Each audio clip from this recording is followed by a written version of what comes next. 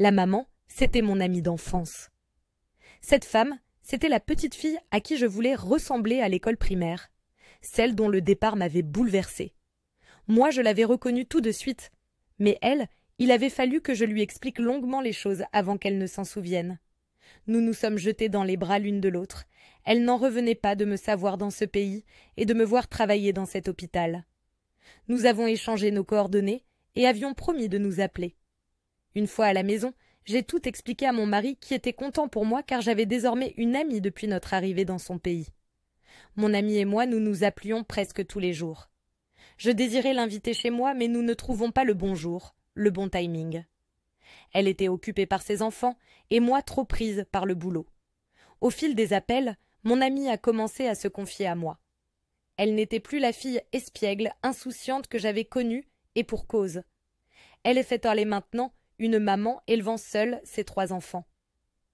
La vie n'a pas été tendre avec elle. Elle a eu le visa pour poursuivre ses études en Occident. La veille de son départ, elle avait eu des rapports avec son petit copain et était tombée enceinte sans le savoir. Quelques semaines après son arrivée, il y a eu un accident dans lequel périrent son père, son frère et leur chauffeur. Son monde s'était écroulé.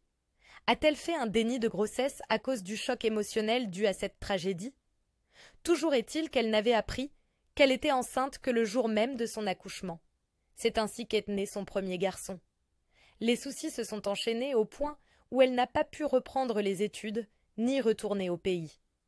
C'était dans ces conditions de difficulté, de faiblesse et de confusion qu'un autre charlot, un charlatan, un vendeur d'illusions sentimentales entra dans sa vie, y sema assez de pagaille avant de l'enceinter et de l'abandonner. De cette autre grossesse naquit une paire de jumeaux, 2 garçons qui avaient 4 ans quand nous nous sommes retrouvés. J'ai convaincu mon mari que nous devions l'aider. Le week-end suivant, nous étions allés les chercher, elle et ses 3 garçons, dans l'appartement qu'elle partageait en colocation. Mon amie que j'imaginais, vivant une vie incroyable avec le caractère que je lui connaissais et les qualités que je lui enviais, n'était plus que l'ombre d'elle-même. Cette fille, que j'avais connue sûre d'elle, qui n'avait peur de rien, était devenue une jeune femme un peu perdue, ne sachant pas par quel bout prendre sa vie. J'avais un mélange de compassion et de tristesse pour elle. Je devais l'aider. C'était mon amie. Nous avons une grande maison de plusieurs chambres, une grande cuisine et un double séjour que mon mari avait acheté avant de partir pour l'Afrique. Cette maison dispose d'un très beau jardin, que j'ai pensé pouvant plaire aux enfants.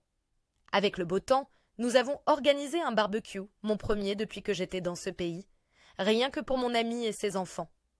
Depuis qu'elle a vu notre maison, mon amie n'arrêtait plus de se plaindre de ses colocataires. Elle disait ne plus se sentir en sécurité là-bas avec ses enfants. À chaque appel, il y avait un problème avec ses colocataires qu'elle me relatait. Elle finit par me demander de les héberger. J'en ai discuté avec mon mari qui m'avait répondu que l'aide qu'il envisageait pour eux n'était pas de les prendre chez nous, mais de leur trouver un centre social où on pourra s'occuper d'eux.